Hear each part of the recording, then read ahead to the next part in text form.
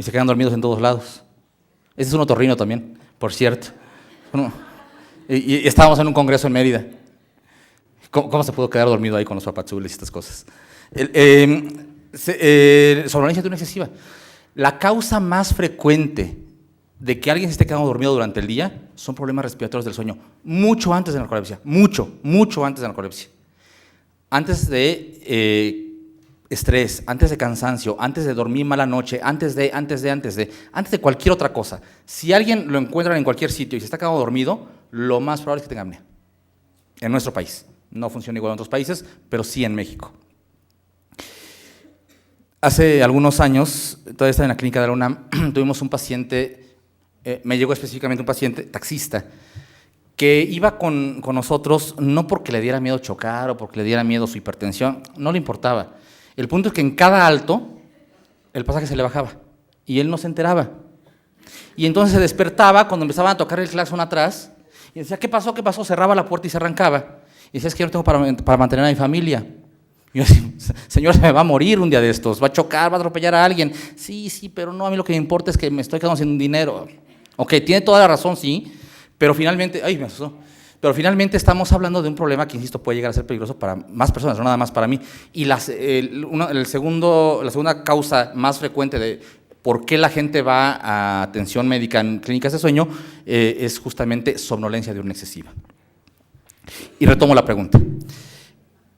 La única enfermedad que nos va a provocar justo lo que decía, o sea, duermo 6 horas, me siento bien. Duermo 8, ya me siento con sueño. Duermo 10, me estoy quedando dormido. Duermo 12 y de plano me levanto a comer y me vuelvo a dormir, que eso pasa frecuentemente. El típico domingo, el viernes, el sábado me dormí a las 10 de la noche, a las 10 de la mañana abro el ojo, nada más me echo la pancita y me vuelvo a dormir. Abro el ojo a las 3 de la tarde para las carnitas y me vuelvo a dormir. Y así hasta el lunes, y el lunes no se pueden levantar. Y seguro conocen casos, seguro han visto a alguien. No quiero decir que seguro les ha pasado, pero seguro conocen a alguien. La única enfermedad en la que ocurre esto es apnea de sueño. Es la única. ¿Por qué? Si yo tengo cualquier enfermedad de sueño que me disminuya mi cantidad de horas de dormir, me voy a sentir mal si duermo cierto número de horas, pero si duermo más no tengo por qué sentirme mal. O sea, finalmente ya estoy descansando. Cuando tengo apnea de sueño, el hecho de dormir implica un sufrimiento corporal, mental, bioquímico, eléctrico, implica un sufrimiento para todo el cuerpo desde todos los puntos de vista. ¿Qué es lo que sucede ahí? Entre más horas duermo, más horas sufro. Entre más horas duermo, peor me voy a sentir al día siguiente porque estoy teniendo sueño no reparador. No hay ninguna otra enfermedad que provoque esto. Si entre más horas duermo, peor me siento, es indicador de apnea. Siempre, invariablemente. Decíamos que estamos acostumbrados a decir que alguien que se está quedando dormido tiene narcolepsia. No, es mucho, pero mucho menos frecuente que la apnea de sueño. Si alguien que está quedando dormido pienso que tiene apnea, tengo un 80% de probabilidades de atinarle. Si digo tiene narcolepsia, tengo un 10%, tal vez menos, de atinarle. Entonces, somnolencia diurna excesiva, lo primero que tenemos que pensar son problemas respiratorios del dormir y de estos apnea de sueño obstructiva, que con muchos es la más frecuente. Cambios en el estado de ánimo. Homero Simpson es el paciente típico de apnea de sueño. Paciente obeso, personaje obeso, cuello ancho. De hecho, uno de los factores antropométricos más importantes, y eso es algo que detectamos en la clínica de sueño de la UNAM hace algunos años, es la talla de cuello. Una talla de cuello 17 o mayor en hombres tiene apnea de sueño hasta no demostrar lo contrario. Es uno de los criterios, por ejemplo, para decidir a quién operamos y a quién no. Esto no está en la literatura, es algo que hemos ido encontrando con el paso de los años. Homero Simpson es el apneico por excelencia. Irritable, bajo rendimiento, se queda dormido en todos lados, se queda dormido manejando, eso es endotelio, se queda dormido manejando, se queda dormido trabajando, es irresponsable, tiene todos y ronca, aparte hay muchos capítulos en los que sale roncando. Van 2 capítulos ya en los que sale con tratamiento para apnea de sueño. En uno le ponen una máquina que convierte el ronquido en música y en la otra le colocan un CPAP. En la primera hasta lo iban a operar. No, me dio pena platicar la escena. Mejor les digo. Desde el punto de vista cardiovascular, está demostrado que el hecho, ya lo decíamos un rato, el hecho de tener apnea de sueño, lo decíamos con el ronquido, pero el hecho de tener apnea de sueño, por la producción de radicales libres, nos va a estar provocando lesión endotelial constante, toda la noche, todas las noches. ¿Durante cuánto tiempo? Durante todo el tiempo que esté roncando y teniendo apnea. Y esto es un problema progresivo que finalmente me va a llevar a ser un factor de riesgo cardiovascular bien reconocido. Entonces, aquí es bien importante que si detectamos un paciente portador de problemas respiratorios del dormir, le hagamos ver todo esto, porque si el paciente va por ronquido, va a ser muy reacio a tratarse, muy reacio. La gente va a decir, no, ella dice que ronco, pero la verdad es que no es cierto. Y trae el ronquido grabado, y 1000 cosas, y están los testigos. El paciente va a decir, no es cierto, está loca. Bien frecuente, bien frecuente. Aquí es bien importante para que el paciente acepte el tratamiento, porque el tratamiento muchas veces no es tan agradable a la vista. Es importante hacerle ver todas las consecuencias, todo lo que puede llegar a pasar si no se trata. Es indispensable. Y el tratamiento puede ser desde dos puntos de vista médico o quirúrgico. El tratamiento por excelencia, hablábamos del CPAP, ¿se puede utilizar en niños? Sí, se puede utilizar en niños. Ese es un paciente nuestro, de hecho, un niño con un tumor en nasofaringe, con un angiofibroma juvenil nasofaringeo, que llevamos a ventilarlo para una cuestión enteramente de publicación. Queríamos ver cómo ventilar un angiofibroma, nunca se había hecho en el mundo. Entonces, nada más por la publicación fue que lo ventilamos, pero el niño mejoró dramáticamente. Y se mejoró, de hecho, desde todos los puntos de vista. Una de las cosas que estamos implementando otra vez en nuestro grupo, no es algo que esté generalizado, es utilizar presión positiva preoperatoria en algunos pacientes. Pacientes que están poliglobúlicos y que sean candidatos para cirugía, no los operamos. Les ponemos presión positiva, les ponemos su mascarilla para que duerman unos 3 meses, y entonces sí los metemos a quirófano. Están poliglobúlicos, ¿por qué? Porque están hipóxicos, tienen hipoxia intermitente toda la noche. Es una respuesta. ¿Para qué les ponemos la mascarilla? Para que esta hipoxia disminuya y por lo tanto el vaso haga su trabajo y empieza a comerse los eritrocitos. Justamente lo que estamos buscando. Hace algunos años teníamos un protocolo con cirujanos bariatras pediatras del Hospital Infantil del Federico Gómez, y nuestra parte del protocolo era justamente valorar la parte de sueño y dar opiniones al respecto. En la última junta que hicimos de investigadores, propusimos que a todos los niños, antes de operarlos, se les colocara CPAP, porque todos estaban hipóxicos, todos estaban poliglobúlicos, con todo lo que esto implica de riesgos trans y postoperatorios. Y lo que yo les comenté fue justamente eso, hay que dejarles su equipo de CPAP unos 3 o 4 meses. Y el cirujano pediatra que estaba a cargo se recargó en su silla, cruzó los brazos, cruzó la pierna, echó el brazo para atrás y me dijo, pues no sé dónde sacas tu cifra mágica de los 4 meses. Y yo, mi rey, tendrías que estudiar un poco de fisiología. Si te acuerdas, la vida media de los eritrocitos es de 120 días. Nada más por eso son 4 meses. Entonces es una cuestión enteramente de fisiología básica. No, por cierto, lo sacaron del protocolo ahora que lo recuerdo. Ya no voy a platicaros al respecto porque me trae malos recuerdos. Y la otra alternativa es manejo quirúrgico. La alternativa quirúrgica, no todos los pacientes son candidatos, de hecho son los menos, pero quien es candidato le va muy bien. ¿Qué cirugía es individualizada? Que es un grave error que tenemos los otorrinos. Estamos operando a diestra y siniestra, estamos operando a gente que no debería ser operada, y también otorrinos que no tienen entrenamiento en sueño se casan con un procedimiento y de repente dicen, tal cirugía es la buena, y hacen a todo el mundo. Evidentemente no va a funcionar. Tiene que ser individualizado, cada paciente es diferente, la anatomía de cada paciente es diferente. Tenemos que trabajar en los lugares que se estén colapsando, en los lugares que se estén obstruyendo, en la vía aérea de cada paciente. Totalmente individualizado, entonces no podemos generalizar. Pero de que el tratamiento quirúrgico es una buena alternativa, es maravillosa en pacientes bien seleccionados. Si mi cirugía no funcionó, la cirugía no es la mala, es el cirujano. Es que valoré mal a mi paciente. Mi valoración preoperatoria fue mala y por eso es que la cirugía no funcionó. Entonces, ¿la cirugía para ronquido y apnea funciona? Por supuesto que sí, pero en pacientes muy bien seleccionados. El tercer grupo son las hipersomnias de origen central, y de estas vamos a hablar básicamente de dos, de la narcolepsia con cataplegia y de la hipersomnia idiopática, con tiempo suficiente de sueño. Voy a empezar con la hipersomnia idiopática, es un diagnóstico de descarte. O sea, mi paciente está quedando dormido en todos lados, ya le hice toda la batería de estudios y no encuentro absolutamente nada. Es un diagnóstico totalmente de descarte. La narcolepsia, en general, se divide en narcolepsia con cataplegia y narcolepsia sin cataplegia. Para poder sospechar narcolepsia, necesito 3 síntomas, 4. 1, sí, somnolencia de una excesiva. Es un síntoma cardinal. La mayor parte, no la mayor, todos los pacientes narcolépticos se van a estar quedando dormidos en momentos en los que no deberían. No es un sueño tan intenso como con apnea, pero sí, se quedan dormidos en momentos en que no deberían y su rendimiento laboral escolar suele ser bajo. 2, para seguir sospechando clínicamente narcolepsia, necesito alucinaciones hipnagógicas e hipnapómpicas. ¿Qué es esto? Empiezo a tener alucinaciones desde los 5 sentidos, vaya. Pueden ser percepciones visuales, auditivas, táctiles, olfativas, gustativas, lo que sea. Hipnapómpicas, cuando me estoy despertando. Hipnagógicas, cuando me estoy durmiendo. Es justo en la transición entre sueño y vigilia. Entre sueño y vigilia, hipnapómpicas, de pump, de subir, de pump. Hipnagógicas es entre vigilia y sueño, en el momento en que me quedo dormido. Pero es justo en esa transición sueño-vigilia o vigilia-sueño cuando vienen estas alucinaciones.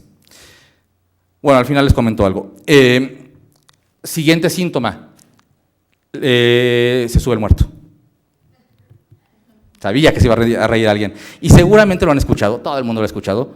Se conoce como parálisis de sueño. Y esa se explica, junto con las alucinaciones, por el sueño-mor.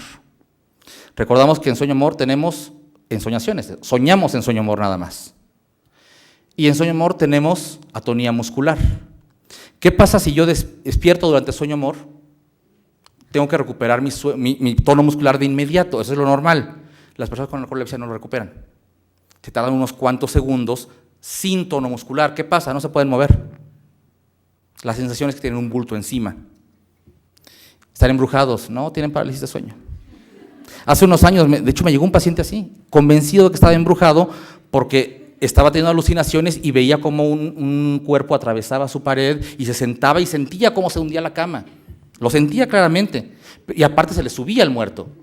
Y aparte estaba de repente tranquilo, le contaban un chiste, jajaja. Y perdía el tono muscular. Cataplegia. Esa es la cataplegia de la que estábamos hablando. Son los 4 síntomas que hay que buscar: somnolencia de una excesiva, se sube el muerto, parálisis de sueño, alucinaciones hipnagógicas y hipnapómpicas y cataplegia, que es pérdida del tono muscular con emociones intensas. Carcajadas, sustos, corajes, lo que sea, pierden el tono muscular. La gente dice, ¿se desmayó? No se desmayan porque siguen conscientes. Pierden el tono muscular, dura unos cuantos segundos. Y se dan cuenta, todos se explican por el hecho de que el paciente entra directo a sueño-mor, o más bien, o también puede salir de sueño-mor y no recuperar el tono muscular de inmediato. Pero todo está relacionado con sueño de movimientos oculares rápidos. Claramente relacionado. Las alucinaciones son finalmente sueños. El paciente está soñando despierto. Es una realidad alterna. Entonces, para poder sospechar narcolepsia necesito esos 4 síntomas. Si no los tengo, no sospechamos de narcolepsia. El paciente está quedando dormido por algún otro motivo, pero no específicamente por narcolepsia. Insisto, un diagnóstico sobreutilizado frecuentemente en medicina, y les dejo un par de casos. Ambos me los envió un amigo de la Universidad de Bolonia en Italia. Este niño tiene narcolepsia, con cataplegia, evidentemente. Y a un nivel brutal, se está quedando dormido, se está perdiendo el tono muscular, incluso sin emociones intensas.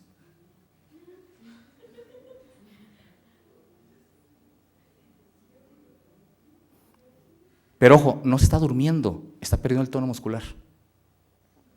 Es cataplegia. Miren cómo no puede moverse, no tiene fuerza en los músculos. Y esta es la cataplegia típica. Ay, no es cierto, otra vez, ahí está.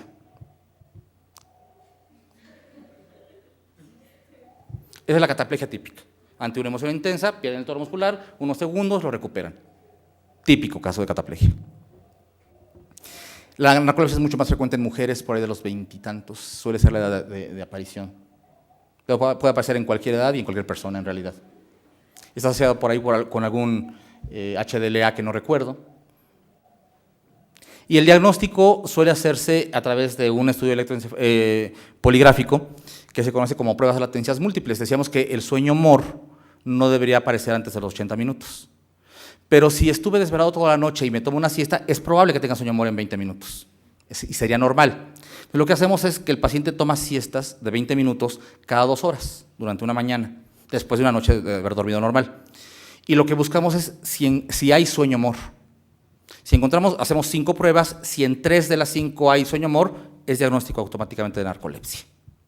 Pero el diagnóstico tiene que ser electrofisiológico. También ahora actualmente se está haciendo medición de orexinas en líquido cefalorraquídeo, y por alguna otra cosa que está utilizando en México, generalmente se sigue utilizando nada más el estudio electrofisiológico. Ritmo circadiano, platico rápidamente, fase retrasada y adelantada de sueño, son básicamente lo mismo, nada más ocurren en diferentes momentos y en diferentes poblaciones. No, son cosas diferentes totalmente ahora que lo pienso. Son parecidos, ahí les va.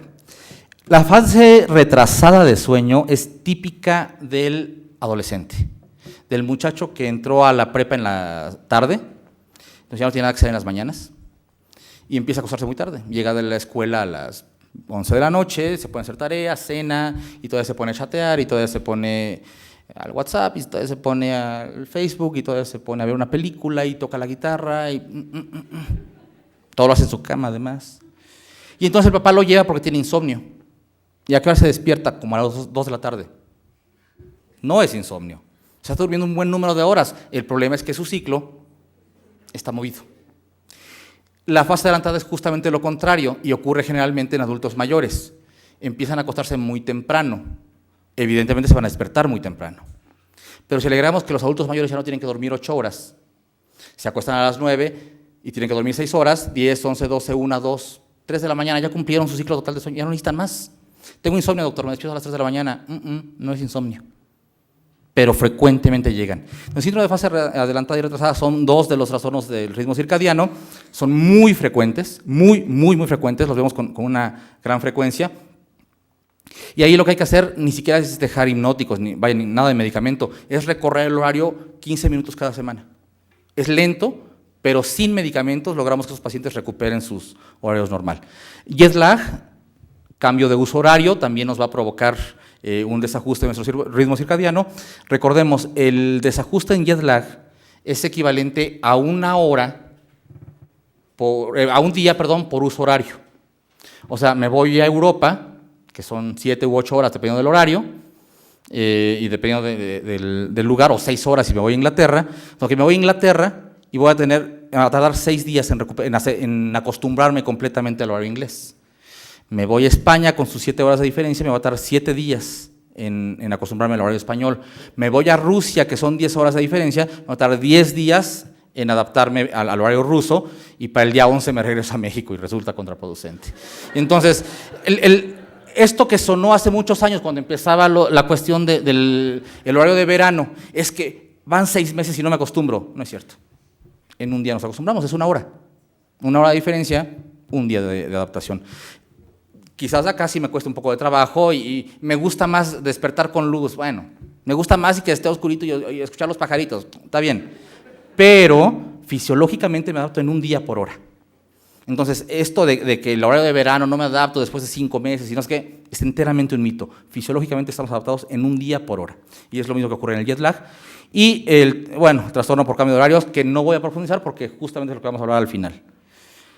Parasomnias, esas son bonitas. Y es un grupo relativamente grande y relativamente frecuente además. Son muy frecuentes en los niños. Antes de los 12 años incluso pudieran llegar a considerarse normales. Ya en adultos habría que pensar neuroinfección, tumores igual a nivel neurológico, epilepsias, habrá que buscar otras cosas. O puede ser que tengan su parasomnia, pero en los niños pueden llegar a considerarse normales. Y las dividimos en 3 grandes grupos, dependiendo si están en sueño no mor, o si pueden aparecer en cualquiera de los 2. Entonces tenemos parasomnias, trastornos de activación de sueño no mor, y ahí tenemos los despertares confusos, sonambulismo y terrores nocturnos. Tenemos las parasomnias asociadas a sueño mor, recordemos, ahí soñamos, entonces evidentemente las parasomnias de sueño mor tendrían que estar relacionadas con sueños. Trastorno control del sueño mor, lo vamos a comentar, parálisis de sueño aislada, pesadillas. Y otras parasomnias como enuresis, alucinaciones, ingesta nocturna de alimentos, sexomnia, esa la conocí en Doctor House, interesantemente, y ya después me enteré que sí existía. Tienen como equivalentes las 2 primeras, las de sueño mor y sueño no mor tienen como sus equivalentes. El sonambulismo pudiera estar relacionado o parecerse al trastorno control de sueño mor. Hay movimientos amplios, estructurados del cuerpo. Los terrores nocturnos pudieran estar no relacionados, pero confundirse con pesadillas. Insisto, son 2 etapas diferentes. El punto es que un paciente sonámbulo no está soñando. La imagen típica, ¿no es cierto? Un sonámbulo anda caminando normal. Y si ustedes no saben que está dormido, no se dan cuenta que está dormido. Un paciente sonámbulo, y bueno, algunas actividades, bueno, este no es el sonámbulo. La niña es la sonámbula, la van a ver ahorita. Este sí está bien despierto y haciendo sus tonterías, pero ahí viene la sonámbula. No trae los brazos arriba, no trae los ojos cerrados, trae los ojos abiertos, puede interactuar con su medio, esquiva, sube, baja escaleras, toma llaves, abre puertas. Una persona sonámbula está teniendo actividades motrices normales. Abre la alacena, toma un plato, se sirve cereal, se lo lleva. Si no saben, le están hablando y no contesta, y ese es un factor por el cual se dan cuenta que está dormida. Pero en realidad, si no le hablamos o si no volteamos a verlos, no nos enteramos que está sonámbulo. Porque sus actividades, sus movimientos son básicamente normales. Un sonámbulo no trae la pose típica. Trae los ojos abiertos y está, insisto, interactuando con el sueño. ¿Por qué cuesta tanto trabajo despertar a un sonámbulo? Porque el sonambulismo es etapa 3 de sueño, de la etapa de sueño profundo. Y el sueño profundo, la etapa 3, y se va a comer a la tina además. La etapa de sueño profundo es la etapa en la cual tenemos el más alto umbral al despertar.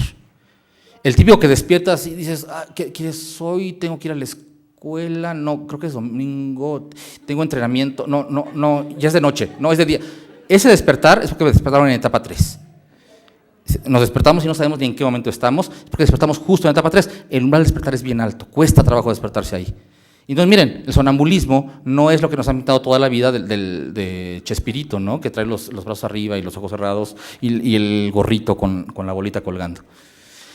Lo que se parece, su equivalente en sueño-mor, se conoce como trastorno conductual de sueño-mor, o RBD por sus siglas en inglés, y ahí sí, los ojos están cerrados. Y ahí sí, el paciente está actuando sus sueños, porque no está perdiendo el tono muscular, está soñando, pero conserva tono muscular.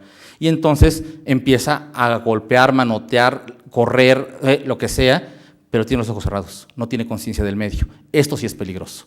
Este es un video que me enviaron de unos amigos de Barcelona, del Hospital del Mar en Barcelona. Está hablando en catalán, no se entiende lo que dice el señor. Por algún motivo, los sueños que más se actúan son los sueños agresivos. ¿Por qué? No sabemos. Pero la gente que tiene trastorno conductual de sueño-mor, generalmente cuando están asaltando, cuando está peleándose, algún sueño agresivo son los que están actuando. Y golpean, y muchos de los pacientes se despiertan con las manos hinchadas porque golpearon la pared, ensangrentadas, y no saben lo que pasó porque ni siquiera se acuerdan. El umbral de despertar en sueño-mor también no es tan bajito. Cuesta trabajo despertar en sueño-mor. Entonces, ¿se parecen? Sí. En uno sí estamos soñando, en el otro no. En uno es una actividad mucho más organizada, en el otro no. En el trastorno conductual del sueño-mor es actuar los sueños literal. Y el primer caso que vi de trastorno conductual del sueño-mor fue una señora que llevaba 50 años yendo de rodillas a la villa cada año el 12 de diciembre, lo soñaba todo el año y tenía trastorno conductual del sueño-mor. Esto es, no perdía el tono muscular mientras estaba soñando. Todas las noches andaba de rodillas por todo su cuarto, chocando con los muebles. Entonces llegó, los familiares la llevaron porque ya traía golpes por todos lados y no sabían lo que estaba pasando, y un día la cacharon, andaba hincada, tenía trastorno conductual del sueño-mor. ¿Qué hacemos ahí? Dejar medicamentos que disminuyen sueño-mor. Generalmente los antidepresivos tricíclicos tienen como efecto secundario disminuir sueño-mor, es lo que intentamos de primera instancia, y generalmente les va bien a esos pacientes. Bueno, terrores nocturnos, el niño, generalmente son niños, se despiertan y están verdaderamente asustados, pero no pueden decirles por qué. Y tienen una reacción adrenérgica y están sudando y están taquicárdicos y están taquipnéicos, pero no saben por qué. A diferencia de las pesadillas, ahí sí me despierto asustado, taquipnéico, hiperventilando, lo que ustedes quieran, sudando, pero recuerdo que estaba Siete atrás de mí. O sea, ahí sí me acuerdo de qué es lo que me estaba causando la pesadilla o cuál era el sueño, vaya. Estas son de sueño-mor y de sueño-no-mor por separado. Y las que pueden ocurrir en cualquiera de las etapas, enuresis, los niños que se oyen en cama, generalmente asociado a cuestiones emocionales, aunque puede ser por múltiples causas, alucinaciones no necesariamente hipnagógicas o hipnapómpicas, ingesta nocturna de alimentos, descrita en 1980 y tantos, es relativamente reciente, la describió el doctor Carlos Schrenk, es un cubano que vive en Milwaukee. Describió la ingesta nocturna de alimentos y la sexomnia, describió las dos. Y la ingesta nocturna de alimentos es gente que se despierta, parecido al sonambulismo, finalmente a mí me parece que es un tipo de sonambulismo, opinión personal. se levantan específicamente a comer y empiezan a subir de peso, porque aparte organizadamente siempre tiran la basura, o frecuentemente tiran la basura. Hay algunos que no, algunos que sí dejan la basura y por eso se dan cuenta, pero muchos tiran la basura y no se enteran. Están comiendo todas las noches y no lo saben, y quien se da cuenta es la gente que vive con ellos. Y la sexomnia es actividad sexual dormidos, enteramente dormidos. El caso que yo vi en Doctor House, se iba con su vecino, era una paciente que se iba con su vecino del piso de arriba. No es tan así la cosa, son más bien sí, no es tan marcado. Es actividad sexual, vaya, se masturban, tienen erecciones los hombres, lubrican las mujeres, hay autoerotismo, vaya. Quien se da cuenta es que no está viendo, uno no se da cuenta. Y no están soñando, o sea, no es un trastorno control del sueño amor, están en etapa 3, pero específicamente tienen, digamos, un sonambulismo sexual. Eso es la sexomnia, descrita, insisto, a mediados de los 80, es relativamente nuevo, pero está perfectamente categorizado como una de las alteraciones del dormir.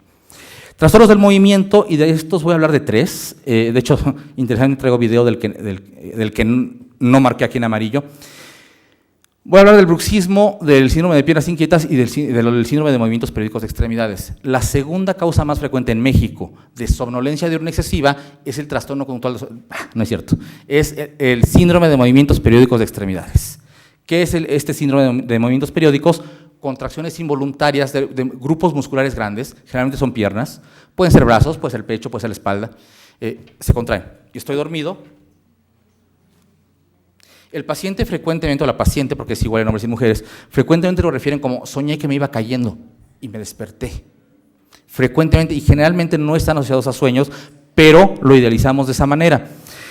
Este movimiento finalmente nos va, si ocurre una vez por noche no pasa nada, pero si pasa 100 veces por noche, me va a fragmentar mi sueño, lo que decíamos al principio. Me va a ir fragmentando el sueño, me va a despertar 100 veces, tengo que reiniciar mi ciclo 100 veces. Por lo tanto, me quedo en etapas 1 y 2. No avanzo a etapa 3, no avanzo a sueño amor, lo mismo que pasa con la apnea. Y entonces es la segunda causa más frecuente de tener sueño durante el día. La primera, decíamos, es la apnea, la segunda, trastornos, movimientos periódicos. Se confunde frecuentemente con síndrome de piernas inquietas. Suena parecido, no tienen nada que ver. Bueno, sí, comparten origen, ambos son dependientes de dopamina. De hecho, el tratamiento de ambos es a través de agentes dopaminérgicos, de agonistas dopaminérgicos.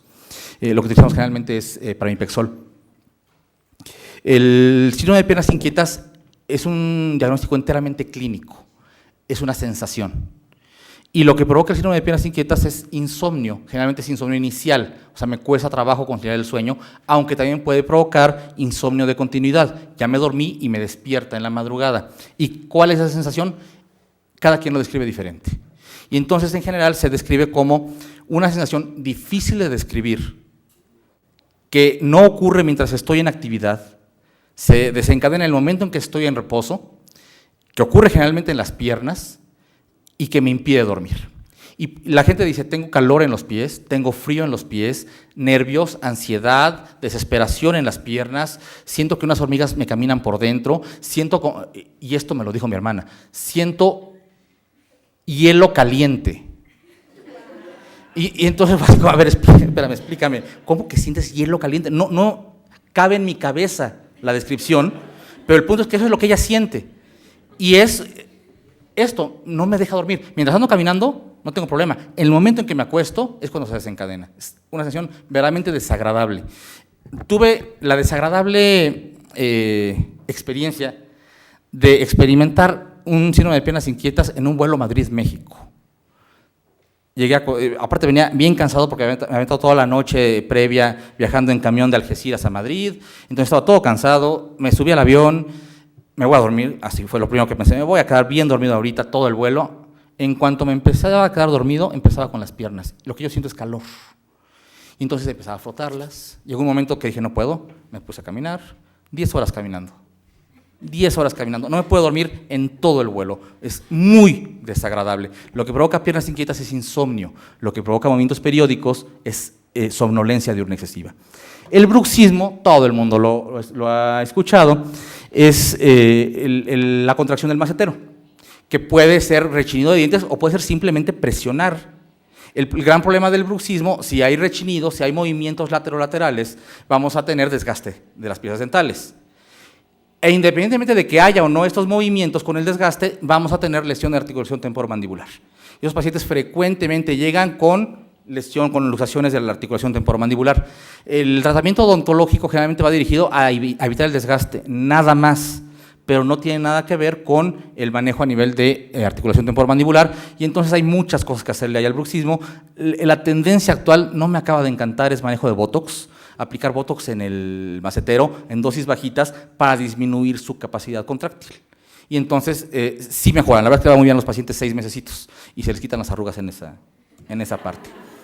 Síntomas aislados, los voy a mencionar nada más, periodos largos de sueño, puede ser normal que alguien duerma 10 horas, perfectamente válido, o que alguien duerma 5, sin importar la edad, es normal, pasa, no es lo común, pero sucede. Noctilalia, gente que habla dormida, no es cierto que les pueden sacar la verdad, no es cierto.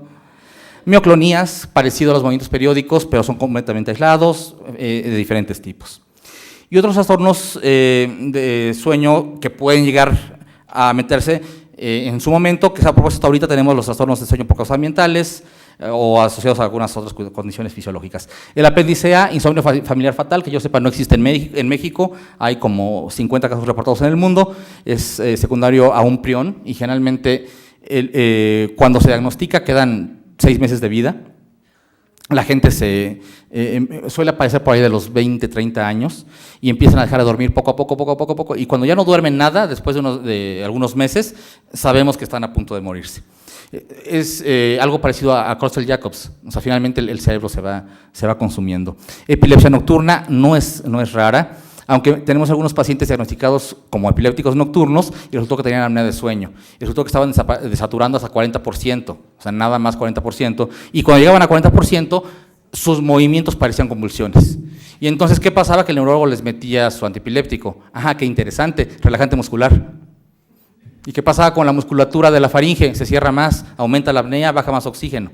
Esos pacientes hay que manejarlos con presión positiva. Tenemos como 5 o 6 pacientes diagnosticados exactamente igual. Reflujo gastroesofágico, sabemos que en general es más común simplemente por la cuestión gravedad.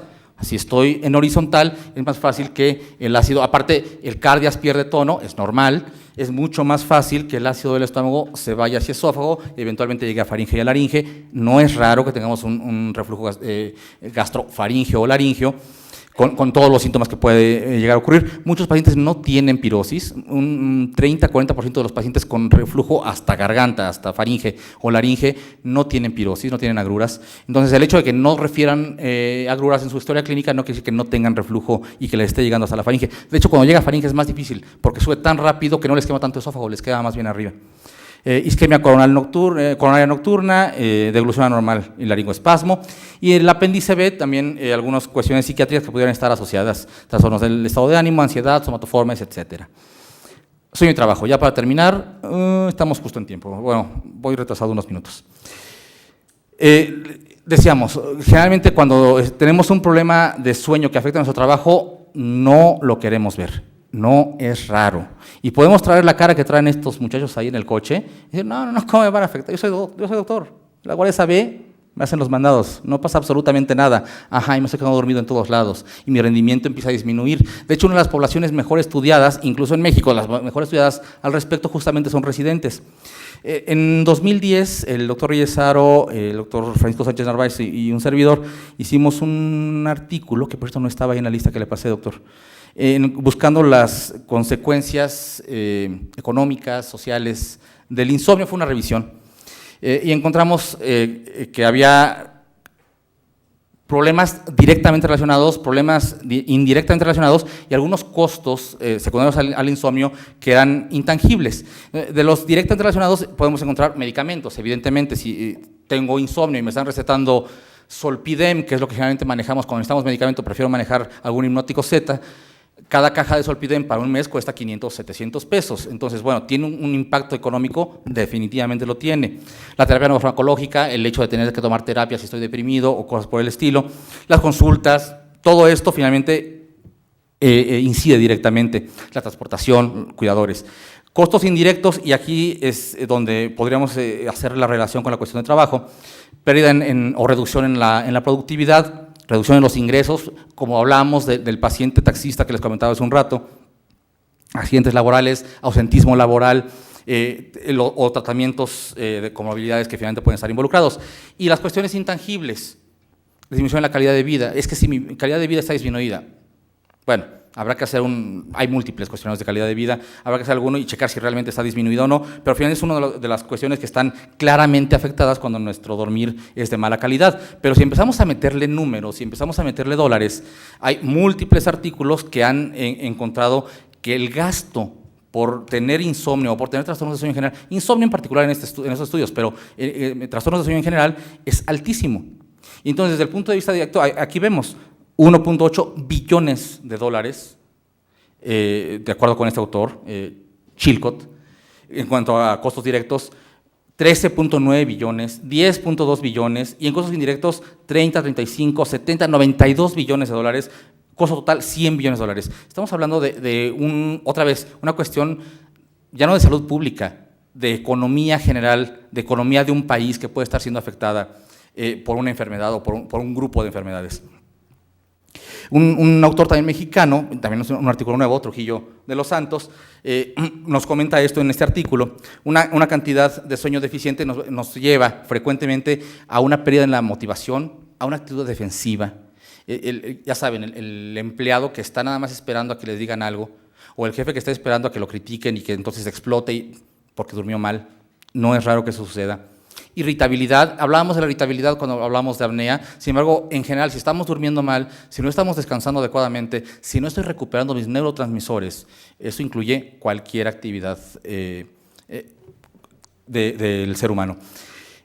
Y en algunos sujetos parece también modificar algunos rasgos de personalidad. Este es un estudio hecho en Finlandia, si no me equivoco. Los escandinavos tienen un maravilloso sistema de salud social, entonces es relativamente fácil para ellos hacer grandes estudios. Los suecos, los islandeses, la gente de Islandia puede hacer estudios con el sistema de salud sueco, les va súper bien para hacer estudios de grandes poblaciones. Y encontraron en diferentes series que la gente que trabaja turnos nocturnos se asocia a insomnio entre el 20 y el 90% de los casos. Es altísimo. A diferencia de las personas que mantienen un turno diurno estricto. En ellos, el 10% aproximadamente está relacionado con insomnio. Es una asociación, otra vez, es una relación de asociación, no una relación de causalidad. Y en las personas que tienen turnos rotatorios, no nada más se puede asociar a insomnio, sino que se encontró también, una asociación con trastornos de ritmo circadiano de los diferentes tipos de los que hablábamos hace un rato. Ese es un estudio hecho en México, de hecho publicado en Cirugía y Cirujanos, la revista de la Academia Mexicana de Cirugía, de esta autora Liz Hamuy Sutton, que se puso a estudiar residentes específicamente. El estudio es mucho más amplio, aquí me estoy concentrando específicamente en las partes de sueño, y se puso a medir diferentes cosas o diferentes actividades en estos residentes. Se los llevó específicamente a su centro de investigación, los pudo hacer RCP, intubación endotraqueal, en fin, diferentes actividades, diferentes pruebas, y encontró que había una disminución en la capacidad de realizarlas o un aumento en el tiempo para realizarlas en prácticamente todas. La única en la que no hubo cambio fue en el RCP, en los residentes que referían a una mala calidad de sueño. Pero si aparte iban saliendo de guardia, eso se incrementaba dramáticamente. Y entonces empezamos a tener lo que está en rojo, excepto el último, es donde se encontró una diferencia estadísticamente significativa bien importante, pero estoy marcando por acá los errores totales en los muchachos, en los residentes, que iban saliendo de guardia. 41.7% más errores totales cuando salían de guardia que cuando no salían de guardia. La actividad de residentes está claramente afectada por las guardias. Esto está bien comprobado desde hace un buen rato, seguimos sin hacer algo al respecto. Cuando estaba todavía en la clínica de sueño de Hospital General, bueno, de la UNAM, dentro del Hospital General, hicimos con uno de nuestros alumnos de servicio social, si no me equivoco, de medicina, encuestas a los residentes de medicina interna y a los de oftalmo. Nada que ver con los oftalmólogos, nuestro rector es oftalmólogo, entonces nada que ver con los oftalmólogos. Pero interesantemente, guardias de oftalmo, que en el Hospital General son cada 7 días, AG, Y aparte son bien tranquilas. O sea, un oftalmólogo se duerme a las 10, 11 de la noche generalmente. Decíamos de broma que si se dormían después de las 11 les daban una semana de incapacidad, alguna cosa así. Independientemente de R1, R2, R3, o sea, finalmente les iba bastante bien. Les aplicamos un cuestionario que es parte de la rutina de medicina de sueño, de la clínica de sueño, que es el cuestionario de Epworth. El cuestionario de Epworth lleva este nombre porque se desarrolló en la Universidad de Epworth en Australia. Comentamos que Australia está a la vanguardia. Lo que nos mide es somnolencia diurna. Ha habido intentos de hacer diagnósticos a través de escala de Epworth, es imposible. Escala de Epworth también la pueden encontrar en mi página de internet. Hay una sección en la parte de arriba en las pestañas que dice para médicos, y ahí viene la escala de Epworth y viene cómo utilizarla. La pueden aplicar en sus pacientes, en su práctica cotidiana. Ustedes mismos incluso. Lo que nos mide son 8 diferentes reactivos que se pueden calificar de 0 a 3 puntos. Son 8 situaciones hipotéticas, todas ellas, que lo que estamos preguntando es si en cada una de estas diferentes situaciones existe la posibilidad de que le dé sueño durante el día. Entonces, por ejemplo, la primera es leyendo. La pregunta sería, si estuviera leyendo durante el día, sentado cómodamente en un sillón, ¿le daría sueño? Sí, no, mucho, más o menos, poco. Ok, no, 0 puntos. Mucho, 3 puntos. Más o menos, 2 puntos. Poquito, 1 punto. Y así evaluamos las 8 situaciones. Entonces podemos sacar entre 0 y 24 puntos. Normalmente se acepta que de 0 a 7 puntos es normal. Los oftalmólogos sacaron 7 puntos en promedio. Pero miren R1, R2, R3, R4 de medicina interna. Claramente una tendencia. El R1 que hacía sus guardias y hacía todos los ingresos y se iba a las interconsultas y 16 puntos de Epworth. 16 puntos de Epworth es como el promedio del Epworth de un apnéico severo, interesantemente. O sea, está quedando dormido en situaciones en las que no debería. 12 puntos en el R2, que es como el Epworth típico de un apnéico moderado, típico, no necesariamente. El R3, 10 puntos, el R4, 9 puntos. Está claramente marcado que conforme mi exigencia en cuanto a guardias, a dormir y todo esto va disminuyendo, mi rendimiento, bueno, por lo pronto mi sueño al día siguiente va mejorando. O sea, mi somnolencia diurna disminuye y está claramente marcado. Es un estudio súper sencillo, lo hicimos en una semana, nunca lo publicamos, por cierto, pero nos está demostrando claramente el impacto que tiene el hecho de dormir poco o de dormir mal sobre nuestro trabajo al día siguiente.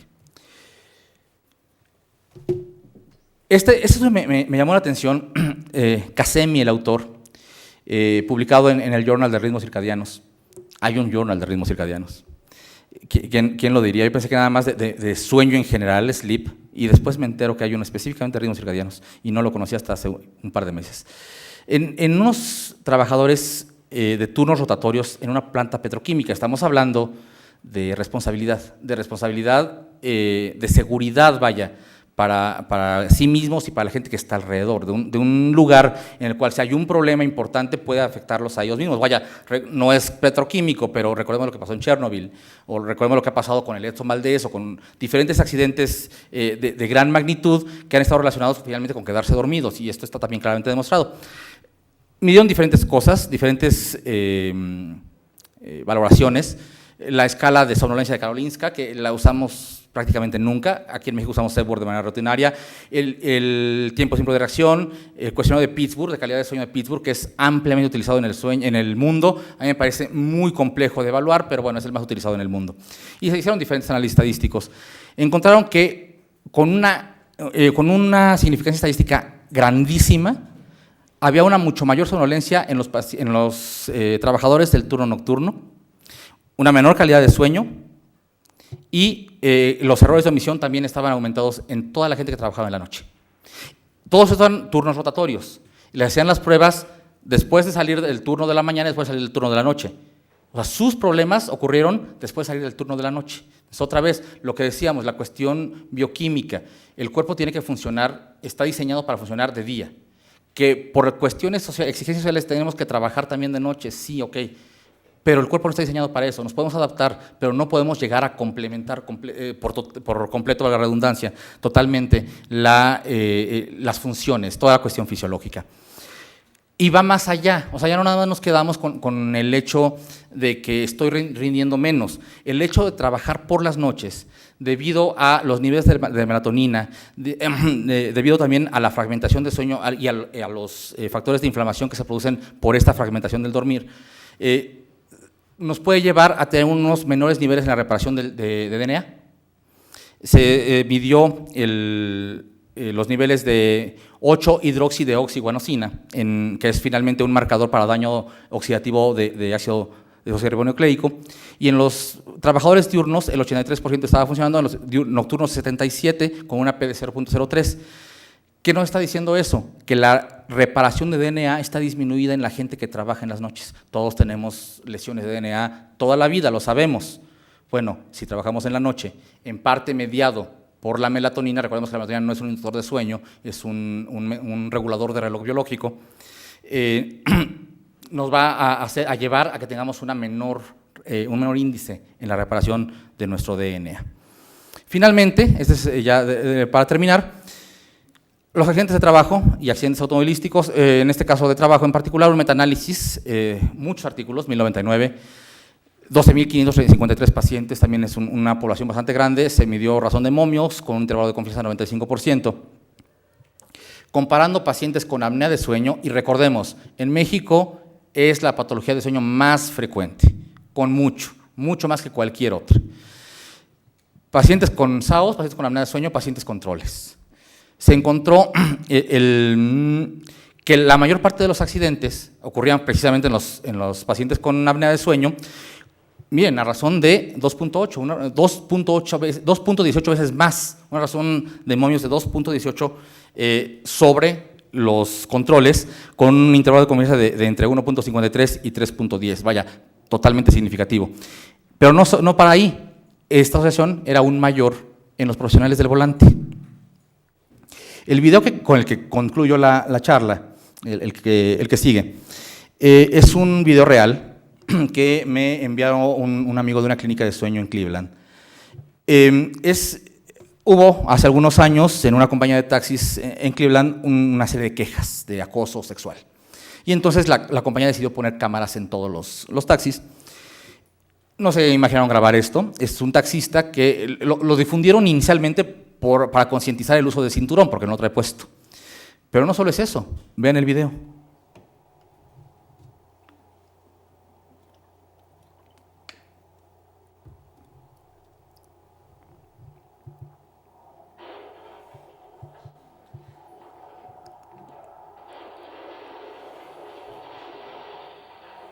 Murió evidentemente el taxista. El punto es, se iba quedando dormido, no traía cinturón, chocó, salió disparado. Salió disparado en este caso por el movimiento del coche, salió disparado hacia atrás. Y esto es un video real, y esto pasa mucho más frecuente de lo que nos imaginamos. El estudio que veíamos hace un momento, este de acá, este de aquí, ahí está la cita, es muy reciente, salió publicado en Sleep apenas hace un par de meses, es muy reciente. Es mucho mayor la incidencia de problemas, de accidentes automovilísticos en pacientes con SAOS en los profesionales del volante. Llamémosle taxistas, llamémosle conductores de autobús, de tren, de cualquier otra cosa, vaya, cualquier sistema de movimiento. Entonces, termina siendo un problema claramente relacionado con riesgos laborales, riesgos de accidentes laborales. Ya para terminar, la medicina de sueño y la medicina de trabajo tiene una relación bien incipiente, están iniciando. Por parte de medicina de sueño hay un gran interés y vaya, sería maravilloso que por parte de toda la gente que se dedica a medicina del trabajo lo compartieran, porque tenemos mucho que trabajar. Finalmente, la medicina de sueño está metiéndose a estudiar todos esos pequeños huequitos que las especialidades ya no están buscando. Esos sitios donde se cruza medicina de sueño con cardio, donde se cruza con endocrino, donde se cruza con diferentes cosas, ahí es donde nos estamos metiendo a investigar y hay un mundo de cosas por descubrir todavía. Entonces, me parece que podemos trabajar mucho entre medicina de sueño y medicina del trabajo. Recordemos, la prevalencia es mucho mayor a lo que se sospecha, mucho mayor.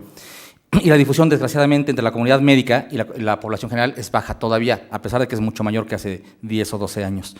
Las distintas alteraciones del dormir, todas, no todas, pero sí la gran mayoría, nos van a llevar a un bajo rendimiento laboral por las diferentes cosas que hemos visto durante este par de horas, lo cual nos va a llevar a un impacto importante desde el punto de vista económico, desde el punto de vista social y desde el punto de vista de salud. Lo que ya decíamos, los efectos cardiovasculares, los efectos metabólicos de la apnea del sueño, por poner un ejemplo. La falta de hormona del crecimiento en los niños, en fin. Y hay una asociación bidireccional. Si yo estoy durmiendo mal, voy a tener un bajo rendimiento laboral, pero si también tengo algunos problemas en el trabajo, es fácil que desarrolle insomnio por ansiedad y otras cosas. La relación es bidireccional, o sea, no es que necesariamente vaya en un sentido. Entonces podemos trabajar desde muchas perspectivas, y eso es finalmente lo que estamos haciendo con la ciencia del sueño. Comentarios, sugerencias, quejas. La página de internet ha estado apareciendo durante toda la presentación. No lleva www.albertolabra.webs.com. El correo electrónico viene ahí en la página, pero bueno, alguien me critica por ahí que es un correo muy difícil, lo sé, lo acepto. smimslabra@yahoo.com.mx. SMIMS es Sociedad Mexicana de Investigación Medicina Sueño. Error, no debía haberlo puesto. Ok. Pero bueno, ahí está, lo encuentran en la página de internet, no está tan difícil, ya después de que se acuerden. Muchísimas gracias por su atención.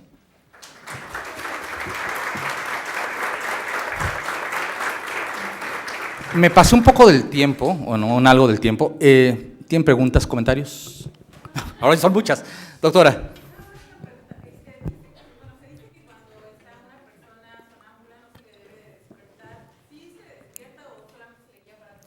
Hay que guiarla. Estamos en sueño profundo, con umbral de despertar alto. Lo último que recuerda la persona sonámbula es que estaba en su cama. Si nosotros lo despertamos, va a abrir los ojos de repente con dificultad, sin saber en dónde está, pero no está en su cama. ¿Qué va a pasar? Pues va a estar totalmente confundido. El mito típico es que se vuelven locos. No, no se vuelven locos.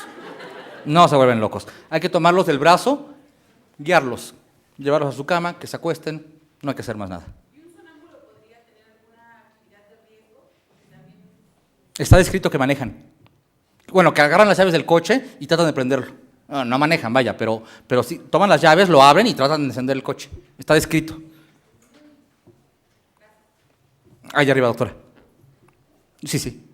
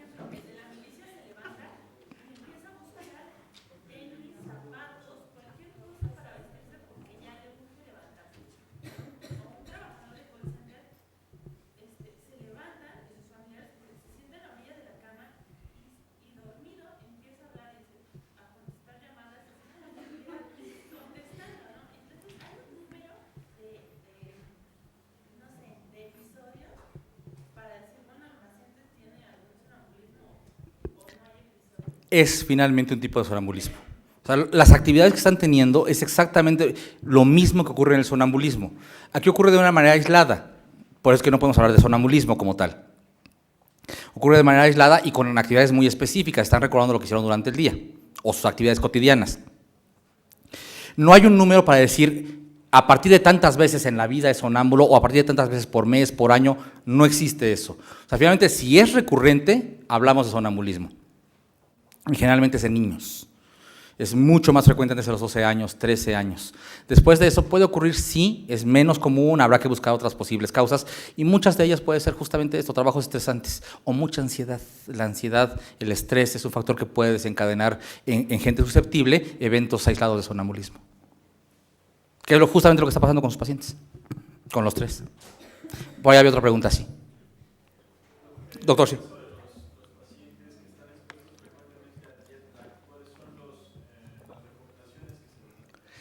Se recomienda melatonina. La melatonina está mal usada como hipnótico y todo el mundo hacemos eso. Se receta melatonina como inductor de sueño, no induce sueño. La melatonina es una hormona que se produce en función a la cantidad de luz que entra a través de los ojos. Por lo tanto, lo que va a hacer es regular el reloj biológico. O sea, va a regular mi ciclo circadiano, diciéndole a mi glándula suprarrenal si es hora de producir cortisol o no. Por poner un ejemplo, vaya, entre las diferentes actividades que tienen su base ultradiana. La melatonina es quien le dice a qué órgano qué hacer en qué momento. El hecho de estar teniendo cambios frecuentes de uso horario, de estar teniendo jet lag frecuente, lo que más se les afecta justamente es la producción de melatonina. Lo que se recomienda es que tomen melatonina, sobre todo en el vuelo siempre me confunde, el de regreso, exacto, de este a oeste, es el vuelo que más afecta. Entonces se recomienda que tomen la melatonina justo antes del vuelo, generalmente dan el periodo ahí de dormir, en que cierran todas las ventanas para que no entre luz, y se llega aquí todavía de tarde. Bueno, al destino, generalmente está diseñado los vuelos de esa manera, no siempre, pero la gran mayoría están diseñados de esa manera, para llegar todavía de día al destino, y al llegar todavía de día al destino, la melatonina ya se metabolizó, y entonces damos chance a que se tomen la segunda dosis de melatonina esa noche, para tratar de ya regularizar el ciclo. Esto se tiene que tomar durante algunas semanas para regularizarlo por completo, pero lo que primordialmente está afectado es la producción de melatonina en la gente que viaja mucho, que tiene cambios de uso horario frecuentes.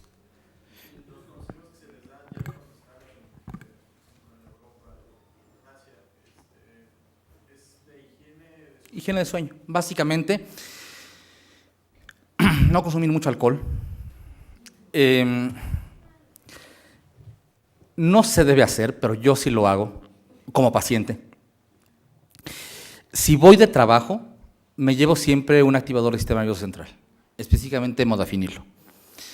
Si voy de vacaciones, no, vaya, me adapto al horario con los días que tenga que aguantarme, no pasa absolutamente nada.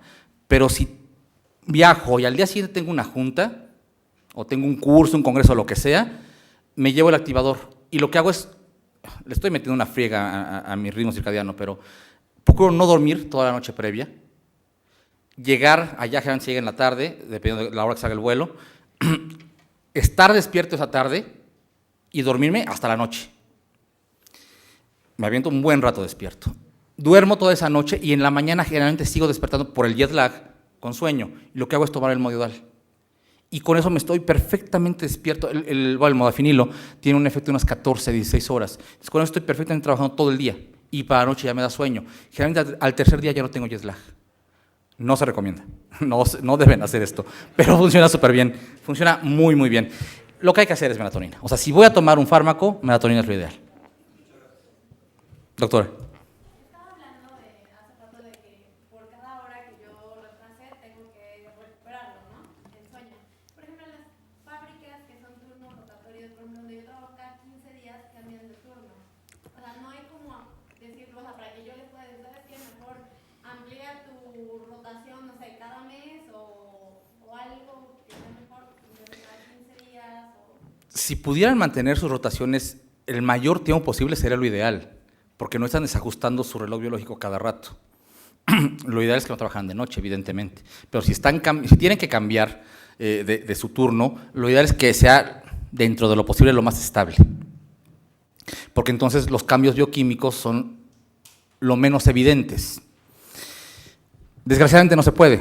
Desgraciadamente desde el punto de vista económico y desde el punto de vista empresas y así, no van a permitir que modifiquen sus políticas. O sea, es algo que ya tienen ahí y no lo van a modificar, se haga lo que se haga, a menos que sí se encuentre algo muy contundente. No se ha encontrado algo tan contundente.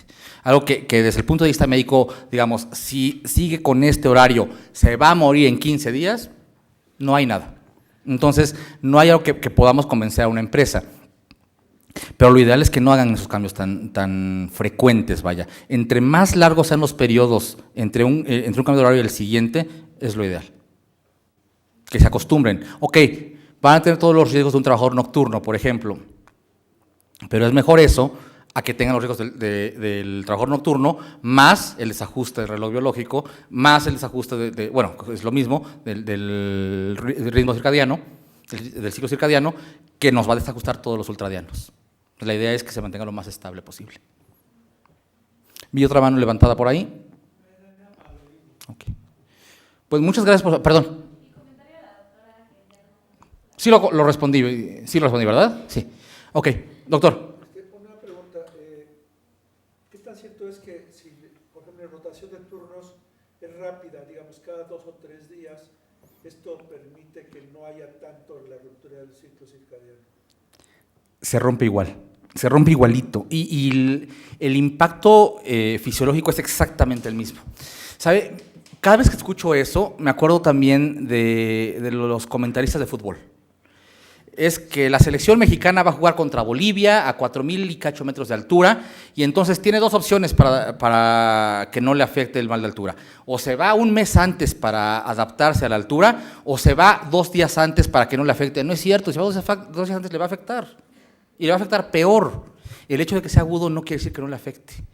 El daño sobre reloj biológico es exactamente igual, exactamente el mismo. ¿Algún otro comentario? Pues muchas gracias nuevamente. Perdón, por ahí arriba otro. ¿Qué otra escala recomendaría para somnolencia diurna? Epworth, la mejor. Bueno, es que esa es la que normalmente hacemos. Yo trabajo dictaminando operadores y hay pues alta incidencia de eso, alta prevalencia de eso también. Regularmente son operadores que son obesos, circunferencia. Tienen apnea seguro. Entonces, aparte de Epworth, ¿alguna otra que? De somnolencia Epworth es la más fácil de aplicar y nos da resultados tan confiables como cualquier otra. Y de hecho, creo que la única validada para español mexicano es Epworth, que es la versión que está en mi página de internet. Hay 4 o 5 más que no están validadas a español, que no, son más difíciles de aplicar, una serie de cosas. Lo que se puede aplicar en ese tipo de casos es no cuestionarios de somnolencia, sino cuestionarios de calidad de sueño. Y el cuestionario de calidad de sueño más ampliamente utilizado en el mundo es el cuestionario de Pittsburgh. No lo uso mucho porque personalmente me parece que es muy complejo de evaluar. Vaya, es mucho de sube la pregunta tal, si dices sí, entonces te vas a tal, y si dices no, te vas a tal. O sea, es un poco complejo al momento de resolverlo, y al momento de evaluarlo, es de suma más y quitar el número que pensaste, y ese tipo de cosas a mí me causan un poco de conflicto. Pero es la más utilizada en el mundo. Y está muy bien validada, o más bien, muy bien comprobada su utilidad, y está validada también en español mexicano. Entonces, si hay que aplicar una segunda escala, creo que la mejor alternativa sería la escala de calidad de sueño de Pittsburgh. Doctora. Sobre las alteraciones a nivel metabólico, refiriéndome a la parte de la insulina, grelina, leptina, retomando los ciclos del sueño y otra vez normalizando su ciclo, ¿puede haber una regresión y volver a la? Sí, tarda como un año. Un año y medio. Es bien lenta la recuperación bioquímica. Esto sí está bien estudiado. Más que está relacionado con los cambios en el dormir, está relacionado con la hipoxia intermitente nocturna secundaria, la apnea de sueño. Estas alteraciones, la resistencia a la leptina, la resistencia a la insulina y los aumentos de niveles de grelina, están asociados con el hecho de que cuando tenemos apnea estamos teniendo saturación de esta manera. Se recupera mi oxígeno, se vuelve a bajar, sube, baja, sube, baja, sube, baja, sube, baja durante toda la noche.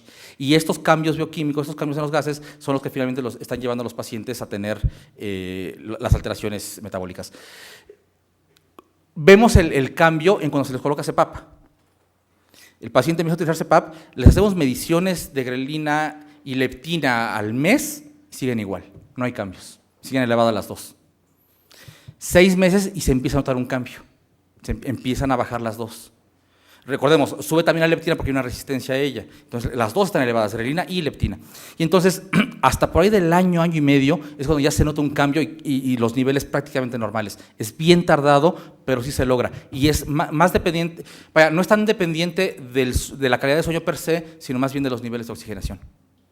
Sí está asociado con apnea de sueño, más que con trastornos de sueño en general. ¿Algún otro comentario? Bueno, gracias nuevamente al doctor Nava por la invitación. El doctor, le agradezco infinitamente después de tantos años de conocerlo, caray. Gracias a todos por la asistencia, gracias por quedarse aquí hasta el final y nos pasamos 40 minutos casi. Muchísimas gracias a todos.